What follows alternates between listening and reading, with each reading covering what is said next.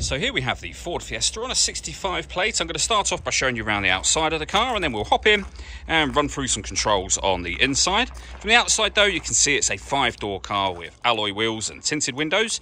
Let's start off inside the boot first of all. As we approach the back of the car, you can see we have reversing sensors. Plenty of boot space as well, along with that 60/40 split folding rear seat, should you wish to increase this space even further. Okay, so we're just going to work our way back around to the front of the car, and then we'll hop in and run through some controls on the inside. But now that we've done a full circle of it, you can see it's in lovely condition the whole way round. Briefly before we climb in, I think it's well worth seeing the interior from this exterior point of view. There's plenty to run through on the dashboard, so let's hop in and we'll do that now. Okay, now that we're inside the car, we're going to start with the dials. On the left-hand side, we have the rev counter. On the right-hand side, the speedometer. In the middle at the bottom, we've got the fuel gauge, and above that, the main trip computer, which firstly includes the total miles for this car. They are 55,857, and above that, it will show you what gear this car is in. It's an automatic. We're in park at the moment, of course. If we back out to the steering wheel, we have stereo controls on the left-hand side and phone controls as well. And over on the right-hand side, we have cruise control for the car. In the center, you'll find the main stereo and the screen for it directly above. When it comes to radio, you can see we've got DAB.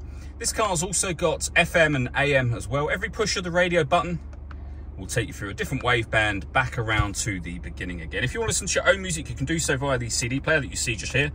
But we've also got USB input and Bluetooth audio as well. So plenty of ways to listen to your music in this car. We've also got an auxiliary input.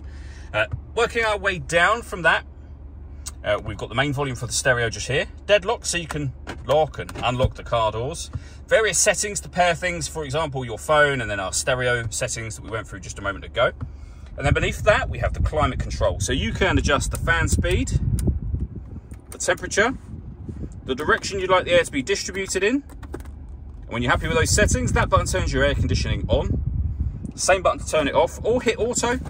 The car will now maintain the temperature you've asked for by taking control of the fan speed and direction of the air as well. Or the temperature, sorry, is there. Fan speed and direction of the air just here. To override it, just adjust it manually, and you'll see that auto has now gone back off again. We've got a heated rear screen and a proper heated front screen. The gear lever for the fully automatic gearbox. The plus and minus button here will enable you to change gear manually, should you wish to do that. And then we've also got heated driver and passenger seats as well. Just behind the gear lever, a 12-volt charging socket, and then the auxiliary and USB inputs. All that leaves me to say is thank you for taking the time to watch this video. If you'd like to come and see the car in person and have a test drive, please feel free to give us a call here at Surrey Specialist Cars. We'd love to hear from you soon.